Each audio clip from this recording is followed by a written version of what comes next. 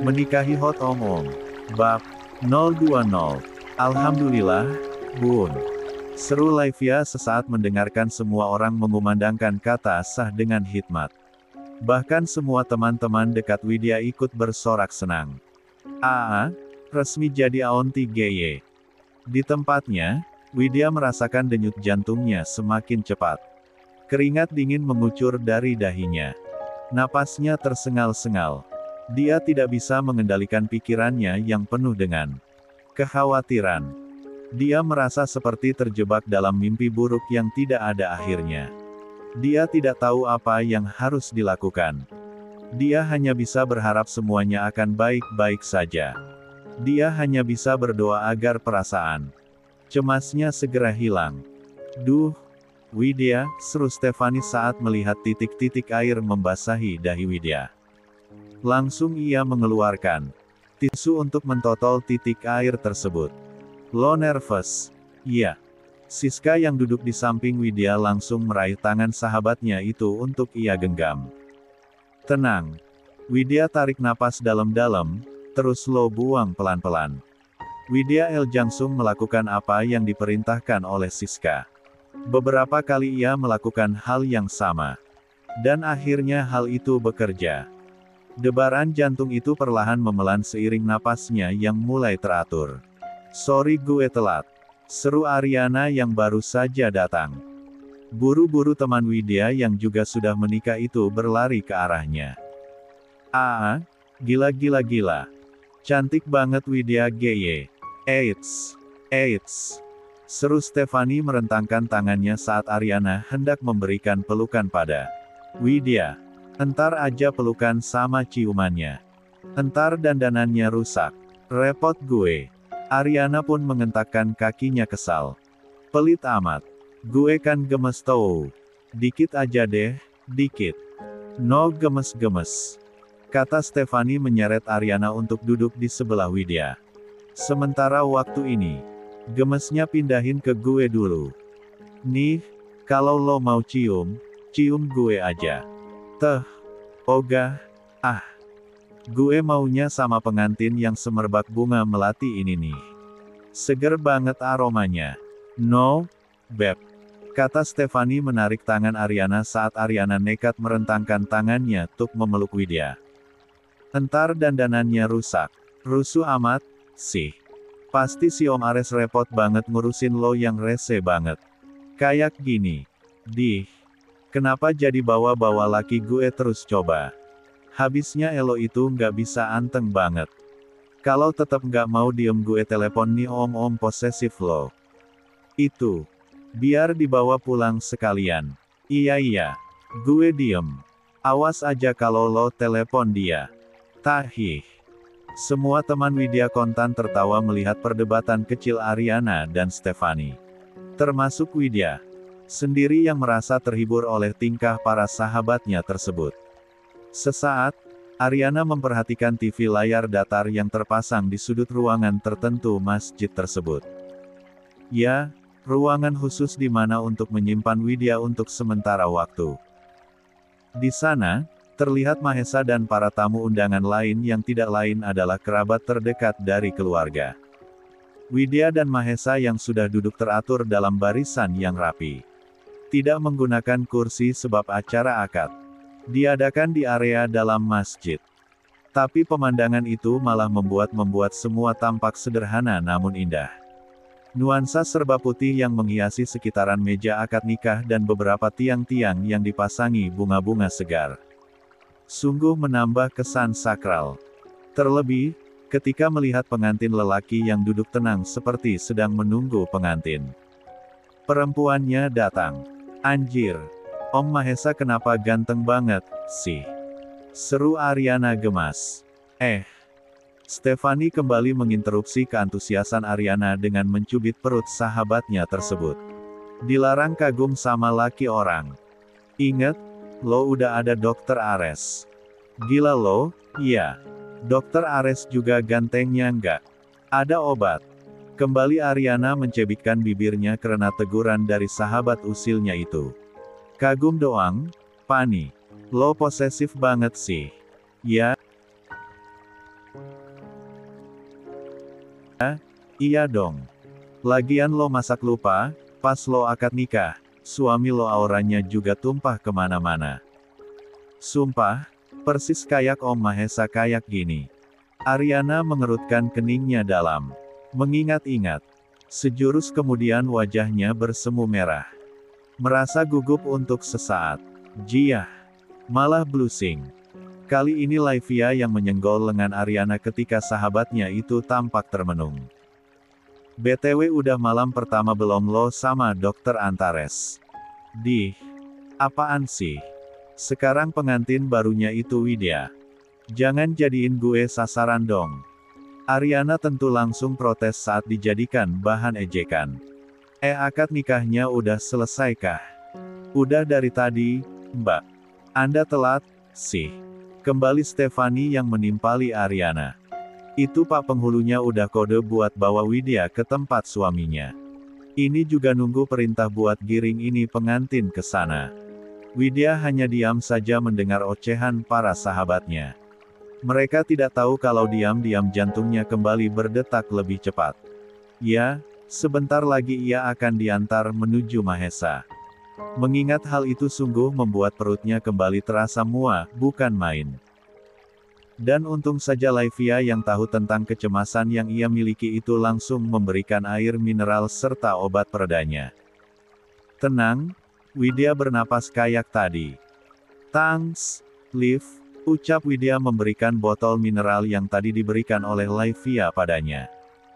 Sama-sama, Widya. Tidak lama setelah itu. Muncul Mama Indah dan Anggi dari ambang pintu. Loh, Mah, kok nggak telepon aja? Ucap Laivia saat melihat sang mama dan sang nenek malah muncul di ruangan yang sama. Eyang kamu pengen jemput calon mantunya sendiri. Ayo, kalian sekalian ikut ngiringin di belakang, kata. Anggi memerintahkan putrinya sekaligus para teman-temannya untuk segera bersiap. Jadi Eyang yang mau bawa Widya ke Om Mahesa? Tanya Laivia sekali lagi memastikan. Sama mama gitu. Anggi yang gemas pun mencubit dagu Laivia. Lia, sayang. Biar Eyang sama mama yang ngiringin Widya. Kamu sama yang lain di belakang ya. Laivia pun mengangguk-angguk. Paham. Oke, Laivi paham. Sejenak, Mama Indah menahan napas saat melihat sosok yang kini berdiri di depan matanya. Dia adalah menantu perempuannya, yang sudah dinikahi oleh putra kesayangannya. Ia tidak bisa memalingkan pandangannya dari wajah dan tubuh gadis yang terbalut dalam kain pengantin. Yang indah dan anggun itu. Wanita parubaya tersebut merasakan sesuatu yang aneh di dadanya, sebuah perasaan campur aduk, antara bangga, senang, dan sedikit cemburu. Dia tidak menyangka bahwa putranya memiliki selera yang begitu tinggi. Dalam memilih pasangan, gadis itu adalah bunga yang mekar di tengah padang gurun, yang menarik perhatian semua orang yang melihatnya. Ibu kandung dari Mahesa itu berharap bahwa dia juga akan menjadi bunga yang mekar di hati putranya, dan membawa kebahagiaan bagi keluarga mereka. Kamu ternyata orangnya, Widya, ucap Mama Indah sambil tersenyum dan memegangi dagu Widya dengan begitu lembut. Masih nggak ngangka Mama, ternyata kamu selama ini yang diincar sama anak Mama itu. Widya menundukkan kepala, tidak berani menatap mata Ibu Indah yang penuh kasih sayang. Dia merasakan denyut jantungnya semakin kencang, seolah ingin meledak. Lihat Mama dong, sayang, kata Mama Indah saat Widya melarikan pandangannya. Mama mau lihat. Mantu Mama yang cantik banget ini. Masa nggak boleh? Sungguh, Widya tidak tahu harus berkata apa, selain mengucapkan terima kasih. Dia bahkan merasa tidak pantas mendapatkan pujian seperti itu, apalagi dari ibu mertuanya yang selama ini dikenal sebagai eyang sahabatnya ini memang selalu baik padanya.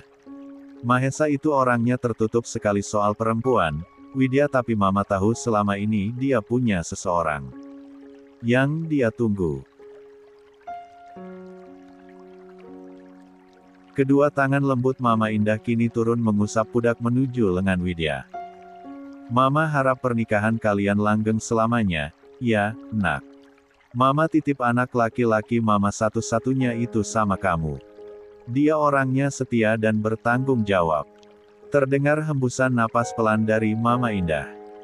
Jangan pernah hianatin dia, ya, Widya, karena Mahesa tidak akan mentolerir yang satu itu. Widya merasa serba salah di sini. Bahkan ia masih belum benar-benar tahu tujuan pernikahannya dengan Mahesa saat ini. Dia hanya berharap bahwa dia bisa memenuhi harapan Ibu Indah, dan menjadi istri yang baik untuk Mahesa. Di antara ketidakyakinannya, diam-diam gadis itu berdoa dalam hati, semoga Tuhan memberkahi pernikahan mereka, dan menjaga hubungan mereka tetap harmonis dan bahagia. Semoga segera diberi keturunan yang lucu-lucu. Mahesa itu suka banget sama anak-anak. Widya dulu sekali dia pernah bilang ke mama kalau pengen punya banyak anak biar rumahnya ramai. Mendengar kata anak tentu membuat Widya semakin salah tingkah. Belum apa-apa sudah anak bahasannya. Demi apapun dia masih sekolah saat ini.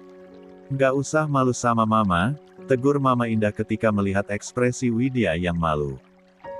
Jangan lupa, sekarang panggilnya Mama lo ya, bukan Eyang kayak Laivia dan yang lain. Widya pun mengangguk. Menuruti semua yang diinginkan oleh wanita baik hati yang sudah menjadi ibu mertuanya ini. Sepertinya tenggelam menikmati kecantikan sang menantu. Mama Indah menoleh ke arah Anggi dan yang lain. Oh, iya, Mama sampai lupa, Gi. Ayo. Kamu berdiri di sebelah kiri Widya. Mama biar di sebelah kanan sini. Oke, Mah. Widya pun akhirnya digiring keluar dari perswidyasiannya. Langkah gadis itu pelan karena kain jarik yang ia kenakan hanya pas-pasan mengikuti lekuk kakinya yang jenjang. Kini, gadis cantik yang tengah mengenakan siger khas Sunda dengan atasan berwarna putih yang dihiasi manik-manik itu kini menjadi pusat perhatian semua orang. Memasuki area masjid di mana diadakannya akad nikah, sepasang mata tajam seorang lelaki tampan kini menyorot penuh ke arah Widya yang sedang berjalan ke arahnya. Ya, lelaki itu tentu saja adalah Mahesa. Sungguh, keseluruhan Widya benar-benar menarik atensinya.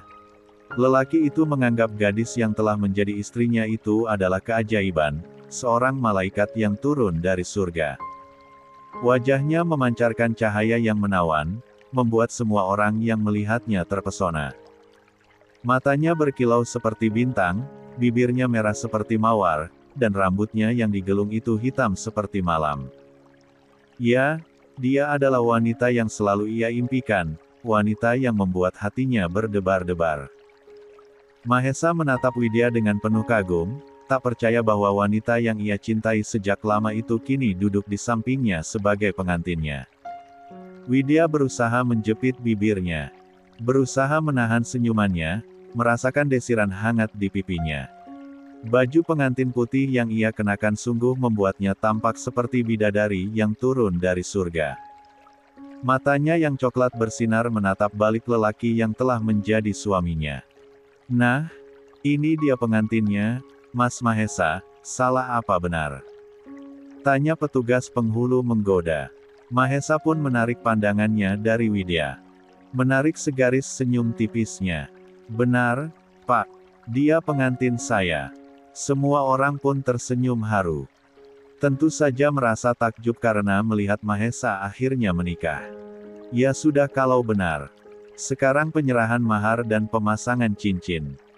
Ayo, Ci pasang dulu cincinnya, biar nggak dikira lajang lagi. Mama Indah yang duduk sedikit di belakang di antara Widya dan Mahesa pun mengeluarkan kotak cincin yang sedari tadi ada padanya. Ayo, Mahesa, Mama Indah mengulurkan cincin tersebut pada Mahesa terlebih dulu. Dan Mahesa pun langsung memilih lingkaran yang lebih kecil untuk ia pasangkan pada Widya. Tangannya, sayang, ucap Mama Indah saat Widya terlihat bingung. Widya kontan mengulurkan tangan kirinya pada Mahesa. Dan Mahesa yang melihat Widya gugup pun meraih telapak Widya yang kanan. Kontan saja, desir itu kembali Widya rasakan ketika Mahesa kembali menyentuhnya. Rasanya sangat berbeda dengan sentuhan saat mereka belum sah kemarin. Terasa lebih nyaman walau menegangkan. Yang kanan, Darl, ucap Mahesa lembut dan langsung memasangkan cincin tersebut di jari manis Widya. Mama Indah yang mendengarkan panggilan Mahesa pada Widya tersenyum salah tingkah. Ternyata seperti ini sang putra jika sedang jatuh cinta.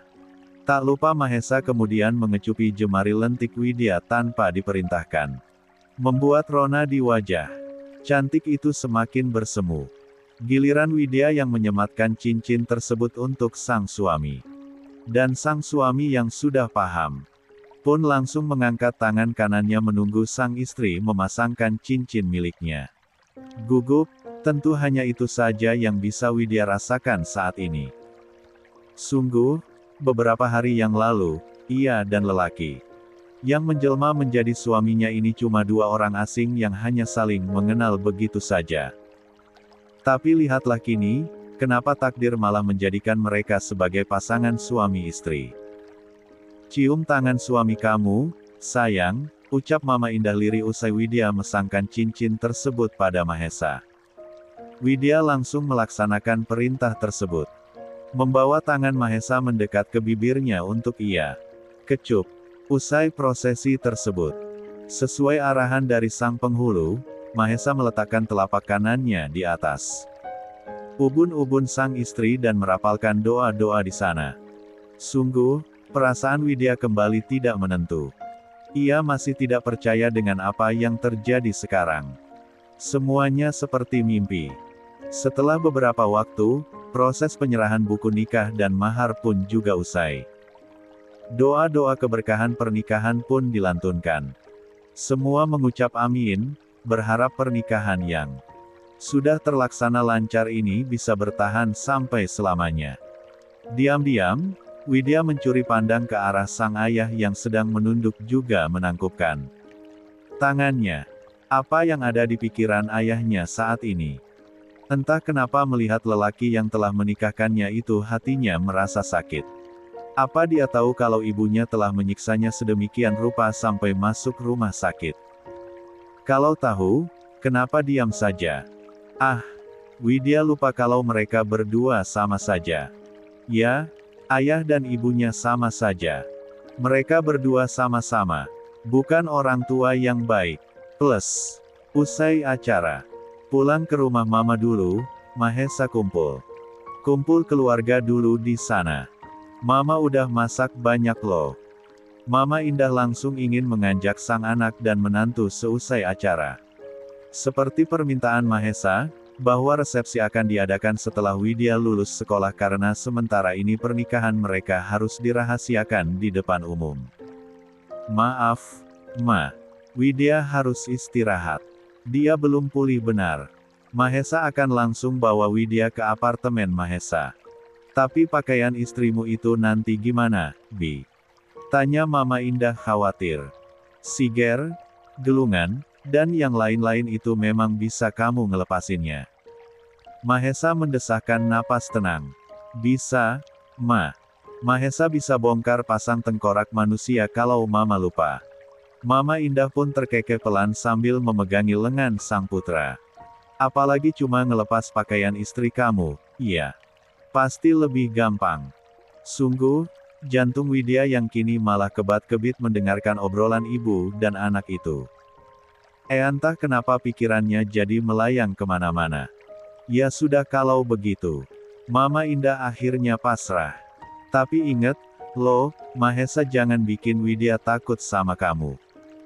Kembali wanita parubaya itu terkekeh akibat pikirannya sendiri. Entah kenapa ia terlalu bereforia. Pelan-pelan aja. Jangan dipaksa. Demi apapun, Widya ingin menghilang saja dari tempat ini sekarang juga. Ini ternyata kelakuan aneh lo yang suka senyum-senyum sendiri beberapa hari ini di rumah sakit. Hati lo kena tambat bocil ternyata. Mahesa menarik salah satu sudut bibirnya ke atas mendengar ejekan dari teman sejawatnya Kevin.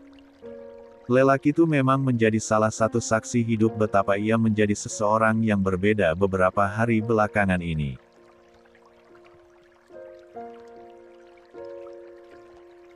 Hidupnya memang terasa lebih berwarna sejak berurusan dengan perempuan cantik yang saat ini sedang sibuk dengan saudara dan teman-temannya tersebut.